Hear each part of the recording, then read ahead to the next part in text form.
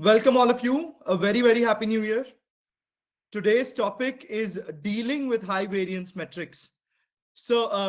This is a topic on which I have handled a lot of questions from fellow experimenters, and that's why I picked this up. And this, as a statistician, is a very interesting topic for me because I feel a lot of experimenters don't understand the effects of variance, whereas once they get down to experimenting, they realize that the different kinds of variances are hindering in their test in getting a winner. So please drop me a question in the Q&A.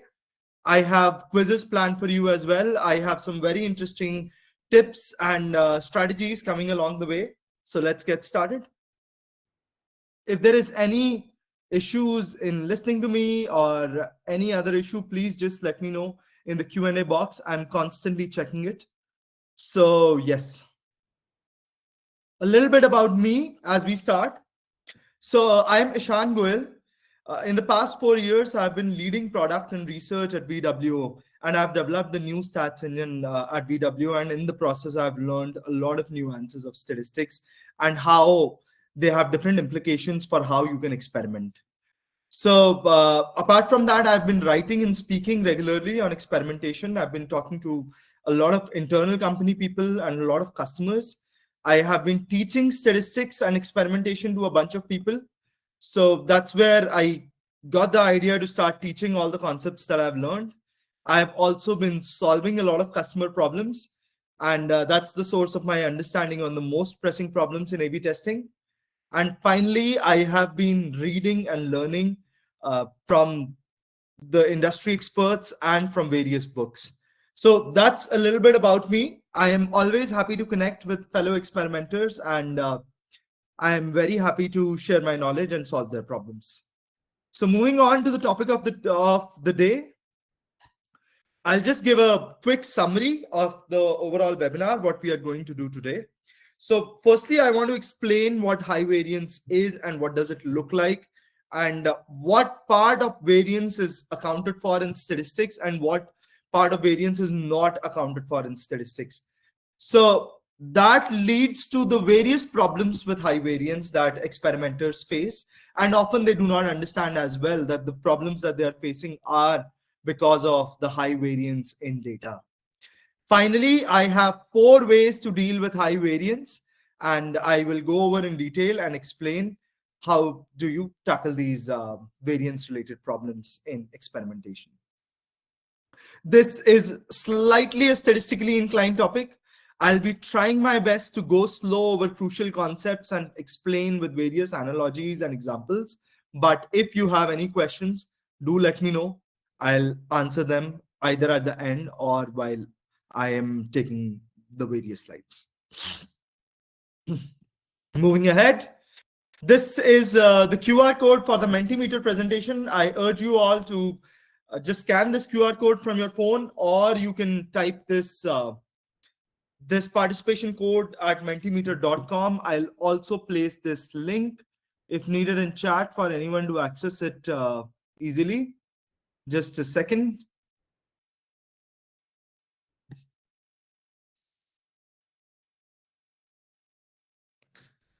This Mentimeter link helps me get some live quizzes while I'm teaching, so I get real-time feedback on what is being understood and not, and it makes the session exciting for the audience as well, because they constantly get to practice out the concepts and exercise their mind on the concepts that I'm sharing. So I'm putting the link at the Q&A box. Please see it. It's also there in chat. Otherwise, I think the QR code should work fine for all of you. Great. Getting started ahead. So the first thing that we'll cover today is understanding high variance. What is it? What does it look like? So firstly, I want to explain the concept of where does this high variance problem essentially come in. So we have 2 kinds of metrics in experimentation. There are binary metrics, which only have 0 or 1 values. For instance, engagement rates or conversion rates or bounce rates or anything related to rates, essentially, where we are just counting how many people performed a specific action. These metrics are binary metrics, and they generally have a pretty contained variance because the only values that a user can give is either 0 or 1. So the variance problem does not exist to a large extent in conversion rate type metrics. Although, as we'll see, even conversion rate metrics can have very large sample sizes. So that is not exactly what you get away with when you are dealing with binary metrics. The other type of metrics is real valued metrics. For instance, the revenue per visitor is a real valued metric where one user can give any sort of a continuous value. It can be $100, $200, $10. Other real valued metrics are time spent on page. How many seconds is a user spending on a particular page? Some other metrics, if you have to think about, is number of orders you place in the cart. That is also a real valued metrics. So what you need to understand is that anytime one single visitor can give a value other than 0 or 1, it will be a real valued metric. And anytime they can only give a value of 0 or 1, which happens when you are just trying to track if they performed an action or not, that is a binary metric. Binary metrics have contained variances. It's not a big problem. You would not get high false positive rates or swinging statistics there for the variance issue. But real valued metrics often have a very extreme variance problem, sometimes simple, sometimes extreme. And that's what we are here to discuss today and how to tackle those. The next concept I want to share with you guys is mediocristan versus extremistan. So mediocristan versus extremistan is a interesting term that was coined by Nassim Nicholas Taleb, who is an investor. For all those who hasn't heard about him, who is an investor, philosopher. He has written some pretty popular books on probability and stats. Like one of his most famous book is Anti-Fragile and Skin in the Game. So what Taleb explains is that in our world, really, there are two kinds of metrics. One is metrics that belong to mediocristan, which are fairly contained. So I'm talking about real value metrics only. For instance, if you think about the height of people across the world, you can be sure that there'll be very less instances of someone being 7 feet in height and someone being 4 feet in height. So they behave like the bell curve very much. So extreme values are very rare in mediocristan variables. So to give an idea, I think another example of mediocristan variables is number of hours a person works. It cannot extend. Number of hours a person works in a week or in a day, it cannot go beyond some specific limits. It will become very, very rare on the corners, on the fat tails. Other examples can be the number of friends a person has. It is very difficult by theory to have more than a certain number of friends. But on the other hand, there are some different kinds of variables which are called extremistan variables. For instance, if you think about the net wealth of people, if you collect the data on net wealth and try to plot it on a histogram, you'll see it's a very strong exponential curve. The net wealth has very strong fat tails. So someone might have, like the top 10 people of the world might have wealth equivalent to almost 25 to 30% of the bottom entire strata. So these are extremistan sort of variables. Another example to think about extremistan variables is the number of the engagement that a LinkedIn post gets. So while most LinkedIn posts would get very less engagement, some would get very, very high engagement. So it's not just about the normal or the exponential distribution. It's more about these values constantly breaking any sort of norms of the past. Like if you think about the number of followers people have or the kind of achievements people have made through history, you cannot put them in whatsoever sort of a systematic bell curve. So the problem with variance often comes up with extremistan variables. Mediocristan variables are still okay. They are handled and they are tackled very fine with whatever statistical methods are there out there. But extremistan variables, most of our statistics falls apart. They are unpredictable, they are very chaotic, and they are very hard to understand. One litmus test that Taleb shares to identify an Extremistan variable is that you arrange all the people in the world or all the samples that you have in an increasing order. For instance, if we talk about net wealth, then what Taleb says is that you arrange everyone in an order from least to max. And when you look at the top 10 people, so you try to remove the top 10 or top 50, any constant number from this whole number of samples in the whole world. So you can imagine there might be millions of samples. So if you remove the top 50 or top 10, then does the mean of the entire distribution change a lot or not? So if you think about Extremistan variables, like if you collect all the posts on LinkedIn, arrange them by the engagement that they had, calculate the average, then remove the top 50 and then calculate the average, you can think how the average would vary a lot. But if you think about variables like the height of people across the world, even if you remove the top 10, you can think about how the mean of the whole world's distribution would not change. Similarly, number of citations a research paper has belongs to Extremistan. So what I'm trying to highlight here is with Extremistan variables that there are some variables that do not fit into the normal distribution, into the bell curve. These are variables that are absolutely hated by all economists because no prediction works on them, mostly by statisticians as well. But these are also the variables that dominate real world phenomena and things that matter. So it is very likely that when you go out testing, you land up testing with an Extremistan variable. It is very good if you are not dealing with an Extremistan variable. You will not face the problems that we are going to discuss today. But when you do, that's what this webinar is for, and we'll move ahead. No questions right now. Okay, moving ahead. So I'll try to show you what Extremistan variance essentially looks like. So in this chart here, in this curve here, what I've done is I've plotted two time series data. Both have the same variance. So when you feed this to a hypothesis test, to a statistical significance module, it will calculate the same variance for the entire data. So, but the difference is the first series was generated by a simple normal distribution with a mean 0 and variance 1. The second series is a mix of three different normal distributions with different proportions. One has very high variance, one has very low variance, one has somewhere around 1.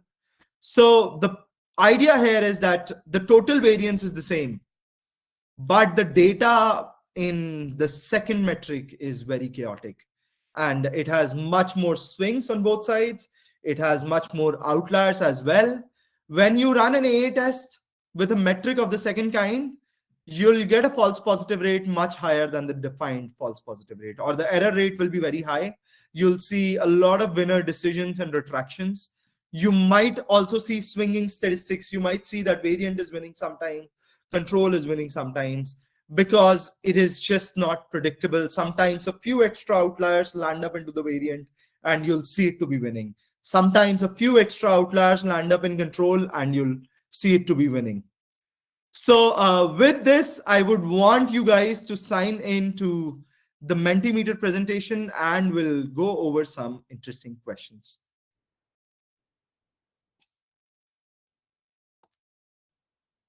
First question that I have for you guys.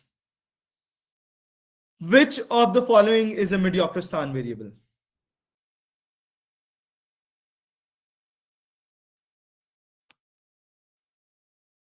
Oh, I'm sorry. I made a mistake. I have three Mediocristan variables here. I have only one which is not a Mediocristan variable. My bad. The question is, which of the following is not a Mediocristan? I'm sorry. Again, I confused it. I have three Extremistan variables here, one Mediocristan. So the question was right. Which of the following is from Mediocristan? We have one answer on impressions on a LinkedIn post. Any other guesses about Mediocristan variables? Not Extremistan, Mediocristan variables. Salaries of people. Okay, any other guesses? I am waiting for people. If someone has not signed up for this Mentimeter, I am sharing this again. Please take the time to sign in and you can answer the question.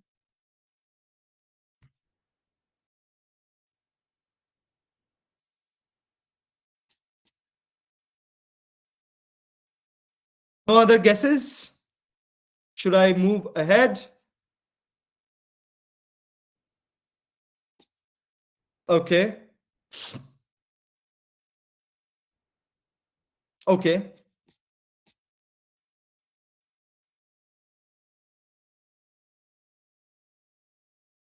Okay.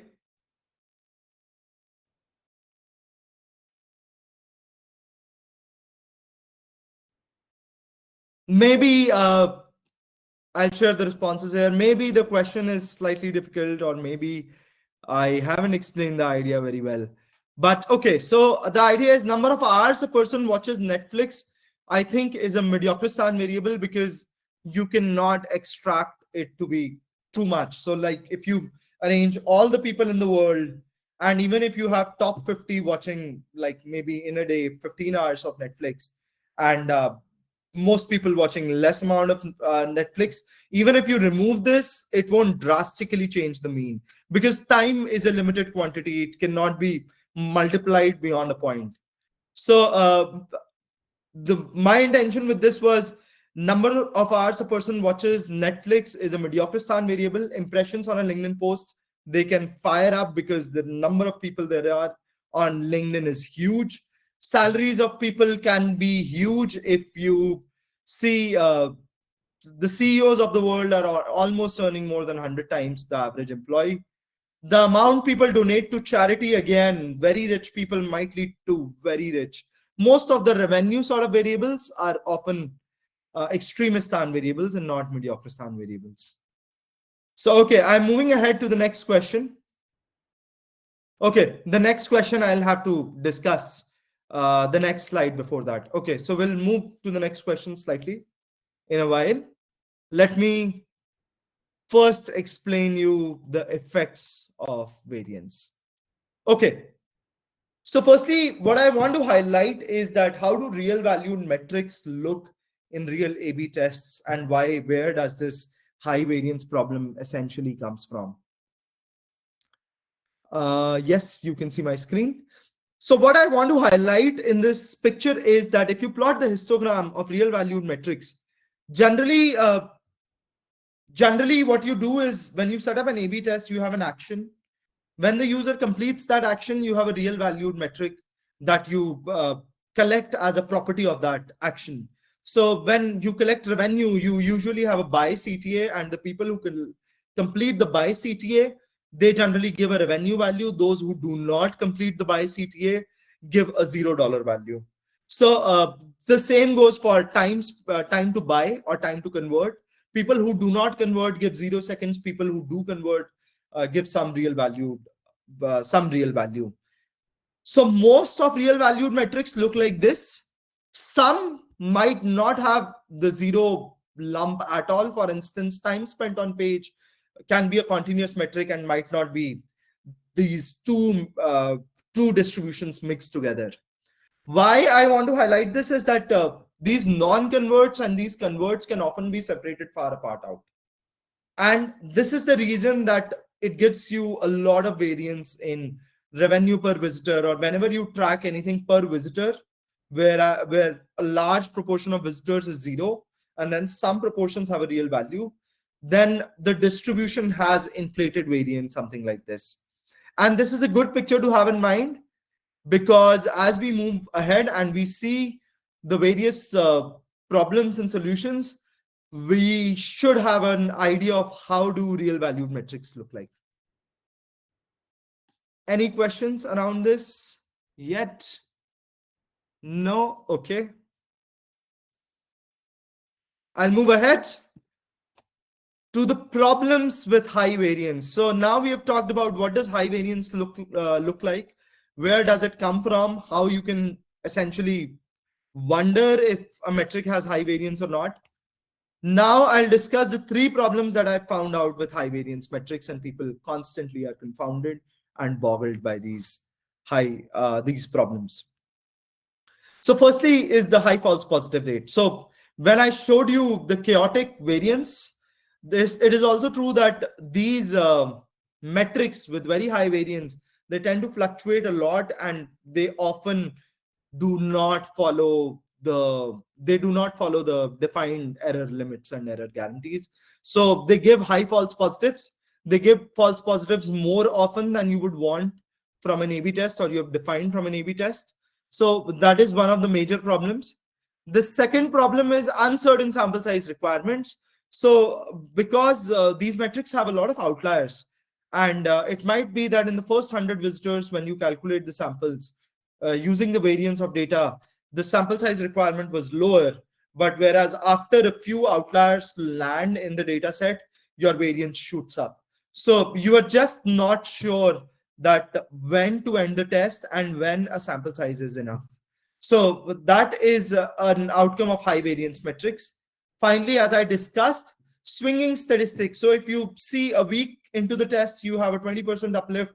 2 weeks later, you have a minus 20% uplift, or something of that sort. You have statistical significance reaching close to 90%, but then it falls back to 40, and then it rises to 95. All these problems sort of come up in high variance metrics. So this is one of the concerns. That brings me to my question here in Mentimeter, that which of the following is not a symptom of high variance? Please take your time to think about it.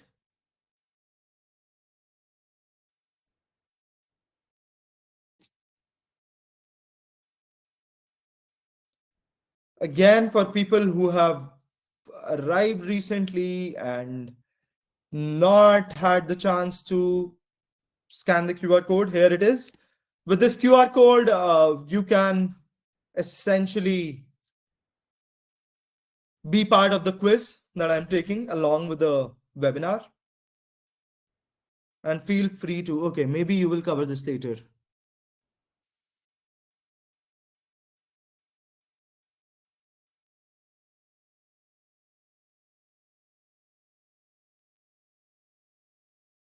Yes, Ravi Kiran, I'll answer this question later. I'll remember to answer this.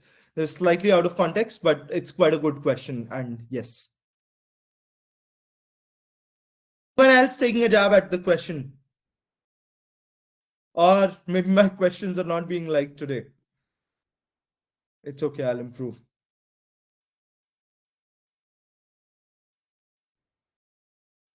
Anyone else?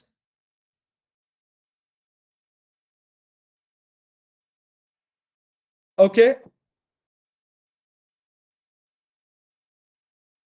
Interesting. I think people have gotten the right thing. So I'll explain why. So I think it's the right answer. Changing decision boundary is not an outcome of high variance metrics. Early winners is because if you get an outlier very early into the test in one of the variants, it is a very high chance that it'll give you a huge uplift, and it'll declare a winner very early.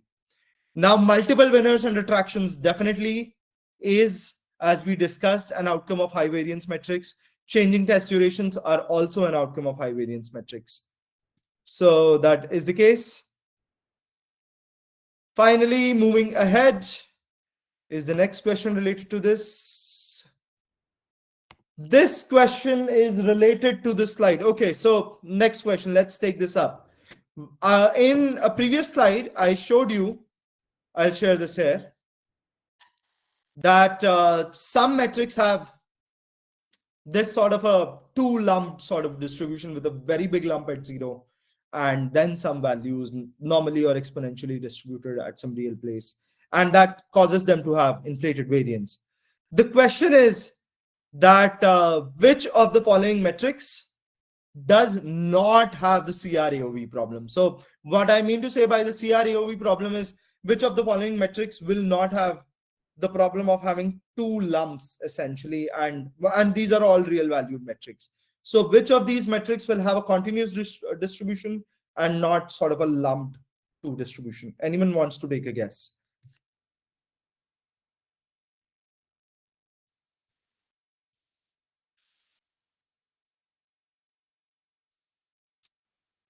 Time spent on page. Okay. Anyone else?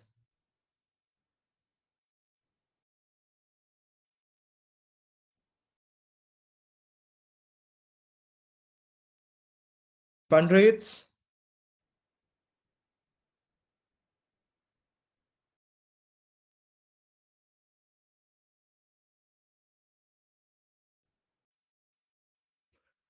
Both are right answers. So refund rates, if they are binary, they would not have that problem. Time to convert will have that problem. Number of items in cart can or cannot have that problem, assuming that your number of items is always more than 3, 4 or something. But it can be something like 0, 1, 2, 3, 4. But time spent on page and refund rates are two answers that I had in mind as well. So good job, guys. I will move ahead.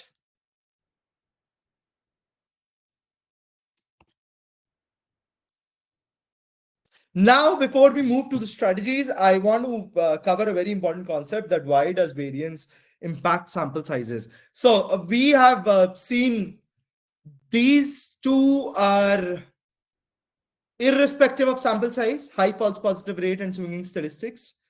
And the another thing is a sample size problem. So variance does cause a sample size problem, even if it is a mediocre stan variance. And even if it does not create a sample size problem, then even if it does not create a high false positive rate and swinging statistics problem, which is rare with mediocre stan variance, which is more common with extreme stan variance.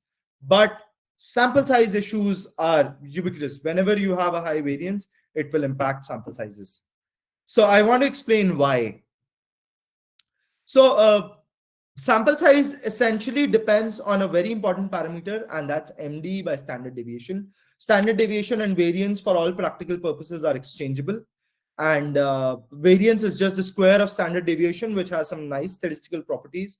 That's why it is easier to talk about variance and to deal with variance rather than standard deviation. But what your sample size depends on is the ratio between MD and the standard deviation. When I say MD, what I mean to say is the minimum effect size that you are trying to detect in the test. So if you see the picture on the right, we have two signals here, the red signal and the green signal. The red signal belongs to control, the green signal belongs to variation. Yes. The red signal belongs to control, the green signal belongs to variation. We see that there is a difference in the mean value of those signals. That difference is the effect size. That is essentially the effect size that we are trying to measure in our A/B test. The amount with which both of these fluctuate, it is an expression of variance. So not exactly, it is not a numerical, you cannot measure this by scale, but roughly your variance is directly correlated to the amount that this varies. And as you can imagine, if this variance is higher than the effect size, the red and green signal will start to overlap a lot. And the more they are separated out, the less they'll overlap.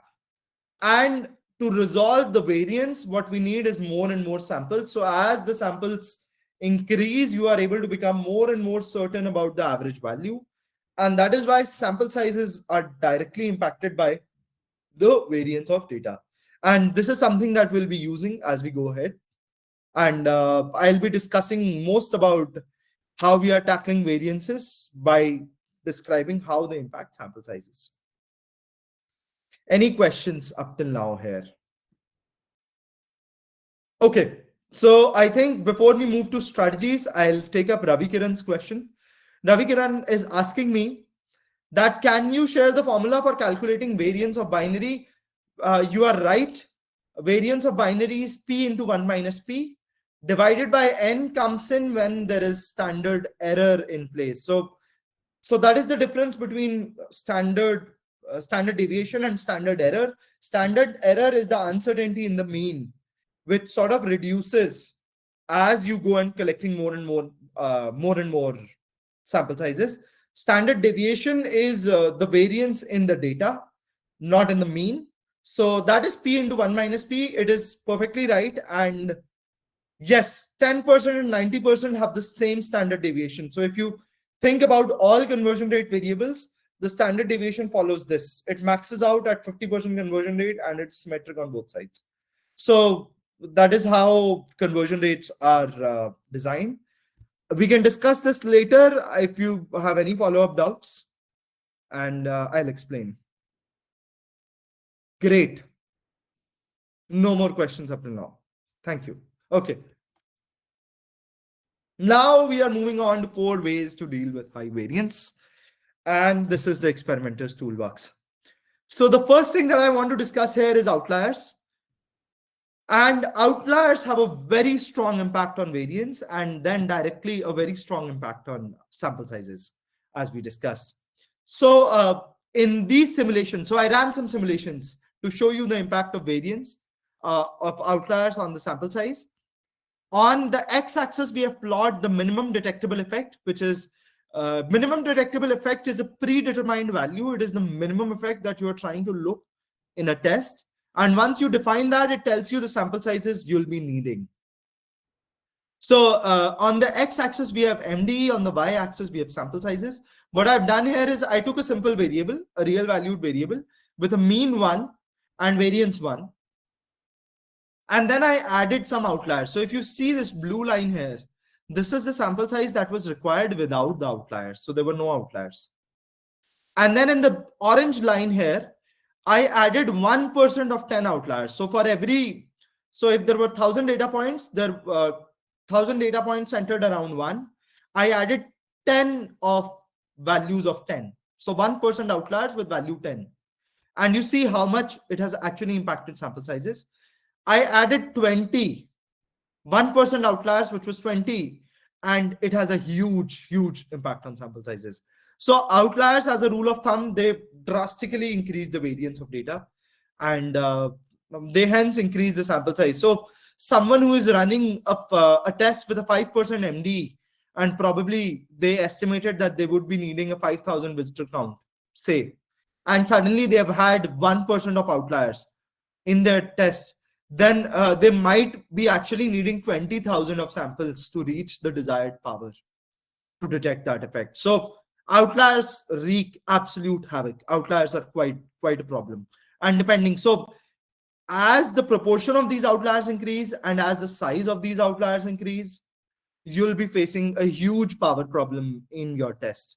So your test will require much higher sample sizes. So, okay, no questions up till now. I'll move on to what to do with these outliers. There are 2 solutions essentially, and you need to be careful, and it's subjective which one to choose. So the first is that you replace all outliers with a mean. So you define a limit that anything above 100, I'll consider an outlier, or anything above, say, X, I'll consider an outlier. And in my statistical analysis, I'll replace it with whatever is the ongoing mean. So why we say replace it with the mean and why I don't say that you remove it entirely is because when you remove the outliers, then you are actually disturbing the conversion rate of the test. So if you remember this image here, where there are some non-converts and there are some converts, if I remove some outliers, and I'll actually be changing the conversion rate. And if there are more outliers on one variation than the other, then I'll be biasing the conversion rate as well. So generally, it is a good strategy to not remove outliers, but just replace their value with the mean of whatever is the running mean in the statistical analysis. When you replace the outliers with the running mean, their impact actually boils down to 0. And when I say 0, it is 0 because that's how variance functions. So one strategy is that you should do that when you feel that the change that you are making has nothing to do with outliers and any outliers are just chance events. The other strategy, so sometimes you are making a change and what happens is that you are actually expecting the outlierish values to increase, and that is the source from where the change is actually deriving more value.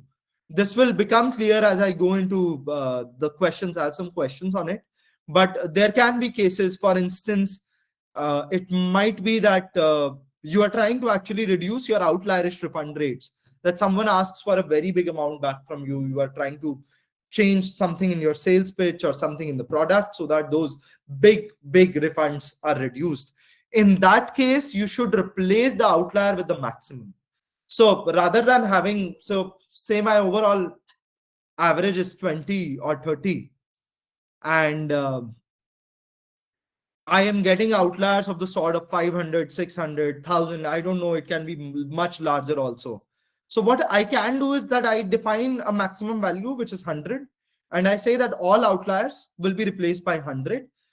So sort of I get a middle ground between the fact that the outliers, the number of outliers that are falling in variant and control will impact my average, but it won't impact my average too much drastically so that it really increases the variance. So those are the two popular strategies that go when you are replacing outliers. Do not remove outliers, as I explained. That brings me to some interesting questions.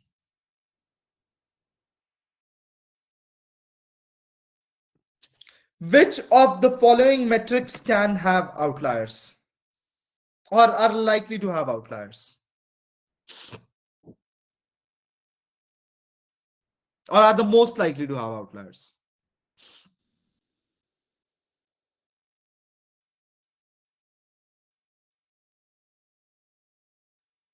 Vincenzo has this question. How do you define this max value? It should not be more than 2 or 3 standard deviations away from your mean. So that's like a good estimate that you define. You put this at the end of your confidence interval. So if you have a mean, you say 50, you have a confidence interval from 10 to 90, you define it to be 90 or 100 so that their drastic impact is reduced out. Yeah, I think you guys have gotten it right. Donations on a page is the most likely to have a lot of outliers. And that's the right answer that I had in mind as well. So great.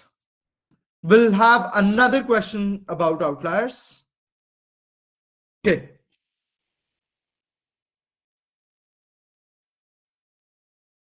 Guys, this is sort of like a time thing. And anyone else wants to join in before I move next? Starting the quiz, guys.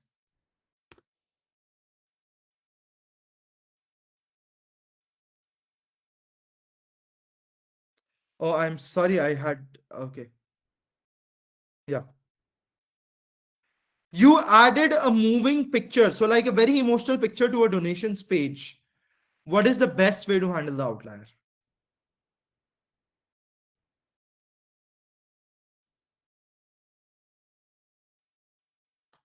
Yeah, replace with maximum is the right answer. Great. Replace with mean is not a good option. Why? Because it's a donations page, and the moving picture is meant that people who have money in their pockets, they end up giving more money to you. So that's why you do not want to remove the impact of outliers. The next question is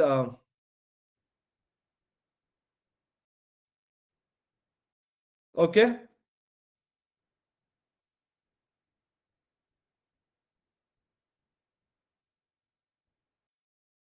You reduce the steps to convert payment on a donations page. So the number of steps it take to make the full payment, you reduce them, and you want to understand if it has an impact on your revenue or not, which is the best strategy. Okay, 5 seconds more.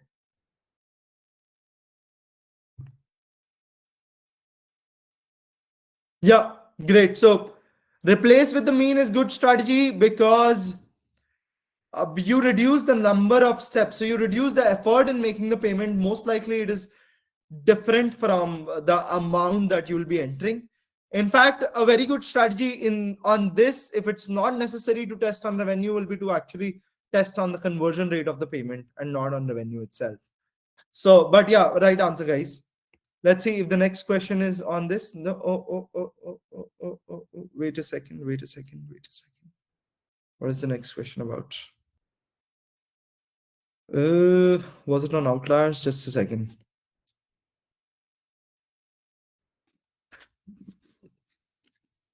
No, just a second. I'll just.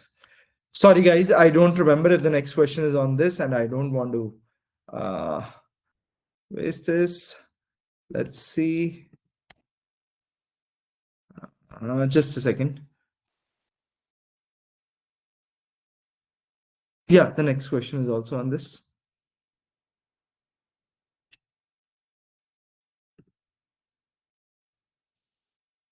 Okay, next question is also on this, so we can go ahead, guys. I'm pressing enter.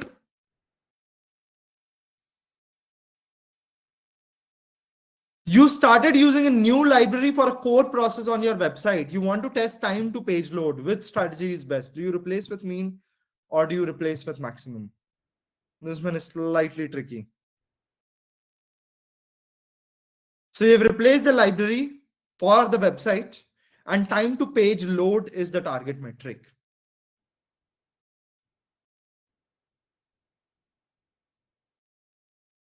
Great. So my logic behind this was that when you are trying to test a new library, generally the average users perform fine, but it's only the lower rung who have a lower website speed or who have a lower internet speed or some other problems, a browser problem or something, where time to page load might go outlierish. So that is why replacing it with maximum so that outliers have some expression there is a good choice. Okay, we have a leaderboard as well, and people know their names. So Puffy and Stingalicious, nice. It's fun, interesting. Any questions at this point before we move to the next thing? No? Okay, we are already at 9:12. Let's move fast. Now the next strategy. So we have covered the first one is outliers. You remove outliers, you handle a lot of that chaotic variance. You replace outliers, sorry. Now the next thing is Cupid. And I held a special Christmas webinar edition for which I'll provide the recording if anyone of you is interested in understanding in depth how Cupid works. I ran some simulations as well. But here I'll give a short introduction to Cupid. It is a very nice technique to reduce the variance of your tests. So let me explain with an example here. So Cupid is called pre-experiment. So Cupid is short form for, I'm sorry, C stands for something. It is covariate using pre-experiment data. So what Cupid does is that it reduces unnecessary variance. It is a very interesting and a very rare gem to be finding in A/B testing because it's a free lunch. The biggest thing that you'll read and understand about or hear about Cupid when you go out on the internet is that generally when you get any sort of variance advances, you make a trade-off towards something. But Cupid is a free lunch, although it is hard to apply or it has various nuances to it. But when you do apply it, it is a free lunch at reducing your variance. So generally, Cupid is. So I'll explain how Cupid works with an example. So in this example here, we have an e-commerce experiment. So someone is running an experiment on a e-commerce website, and the assumption behind this is that females buy more than males on average. So this is just a dummy assumption I'm making to explain a point. And I have created this. So if you look at this data here, so there is the data of control and there is the data of variation. What the data is showing is that males have a lump at $2.5 and females have a lump at $7.5. And naturally, the average of this would be around $5. So the variation gives an improvement of $2.5 on both male and female. So it essentially moves this whole distribution towards the right, which is now males are at $5 and females are at $10. So naturally, the improvement is $2.5.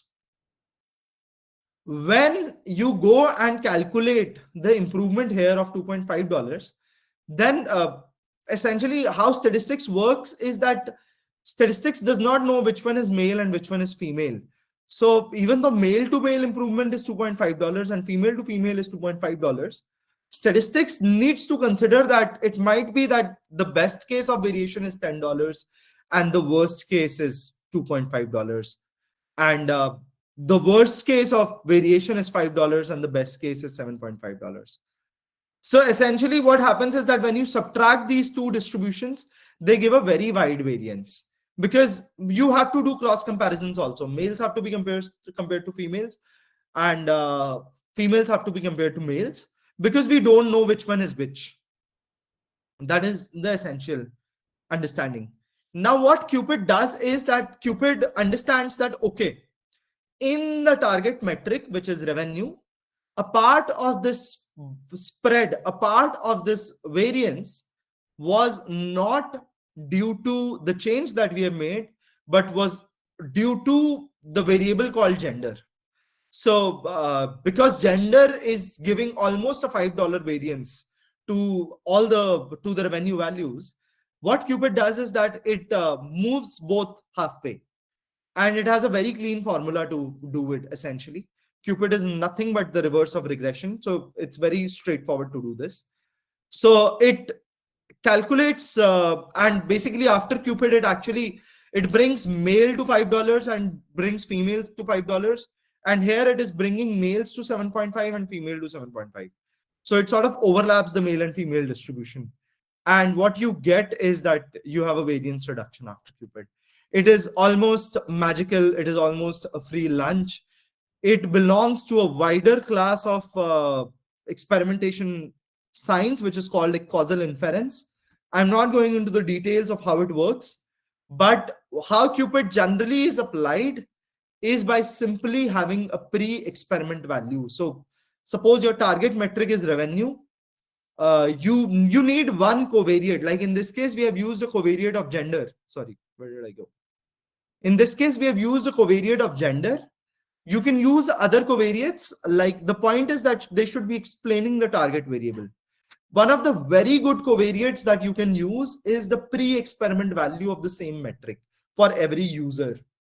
So if I have, say, 100 of my visitors, which are returning visitors, I have their in-experiment value. How much revenue do they give in the experiment? And I have their pre-experiment value on how much revenue did they give before the experiment. Then I can use the pre-experiment value to apply this formula and drastically reduce my variance and increase the power of my test. So I have been working with a few of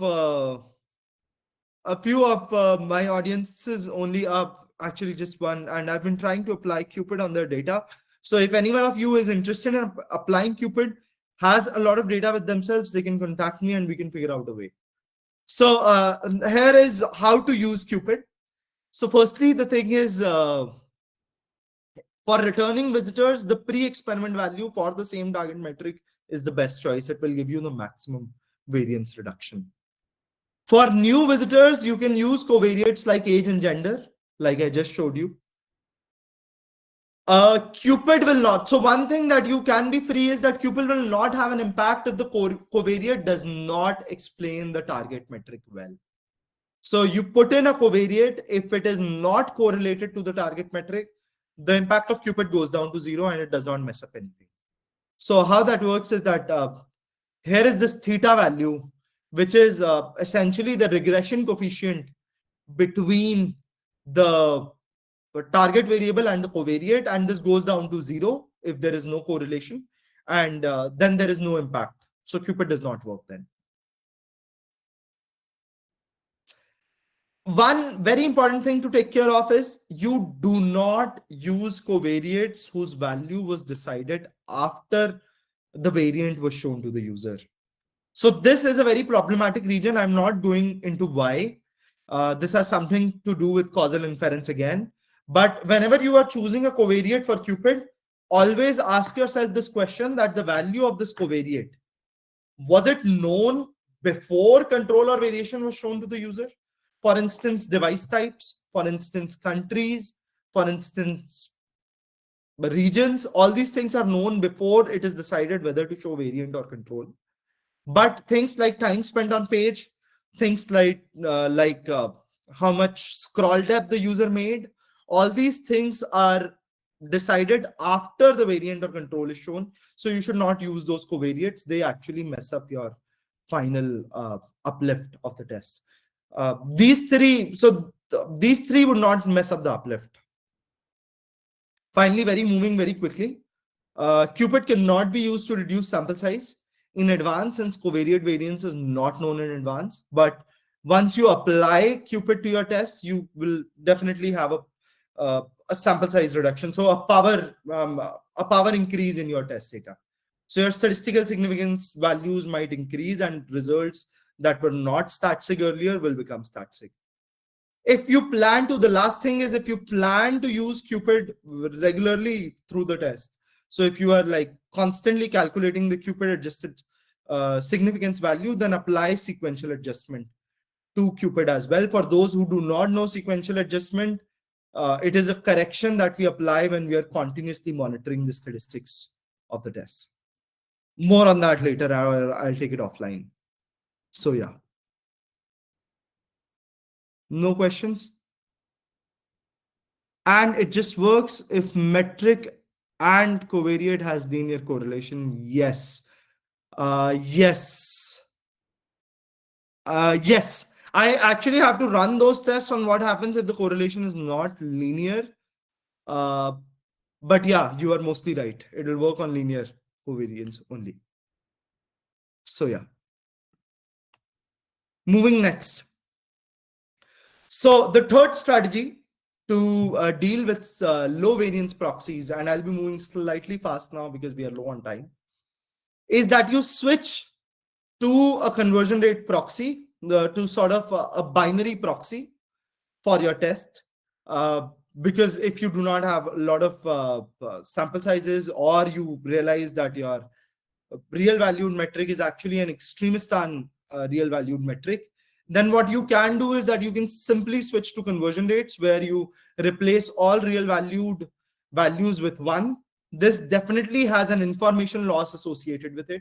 But if you do not have a lot of samples and your target metric is extremistan, you cannot do much. So it's good to just move to conversion rates and just analyze conversion rates.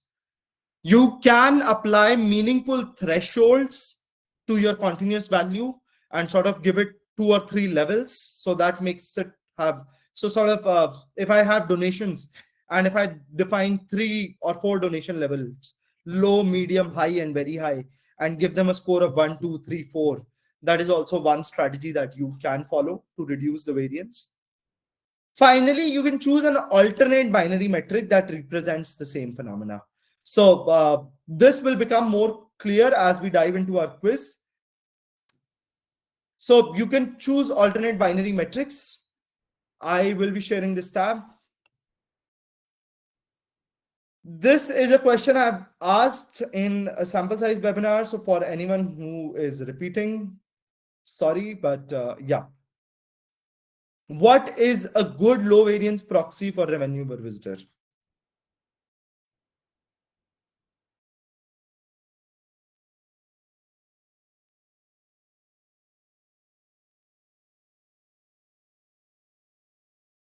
Guys, anyone wants to take a jab? People are tired.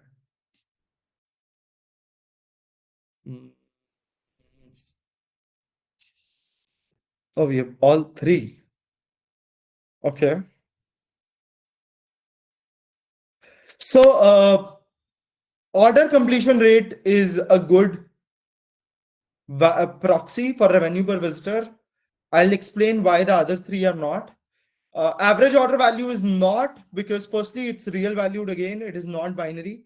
It has lesser variance, yes, but we'll see in the last slide that average order value is problematic and you should not analyze it separately. Add to cart rate is sort of like a pre-step to revenue completion. It is indicative, but it is not the best variant, but yes, it is indicative. Refund rates are opposite in direction. So refund rates are not good. Another low variance proxy question is, so what is search depth is essentially that this is when there are search engines want to optimize how well they are ranking links for various queries. So this can be on an e-commerce website or on a Google or Bing like search engine. But what search depth means is that on which page did the user actually find his result, on the first page, second page, third page, or fourth page? Where did he actually click on the result? So what is a good low variance proxy for search depth?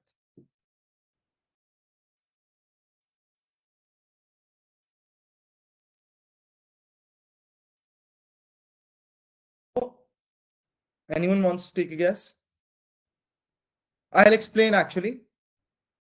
Yeah, first page click rate, user found result on first page is a good. Repeat search rate is a different metric, essentially, not a good proxy for search depth. Success rate, click on any item is sort of, yeah, related, but I think people have gotten the hang of it.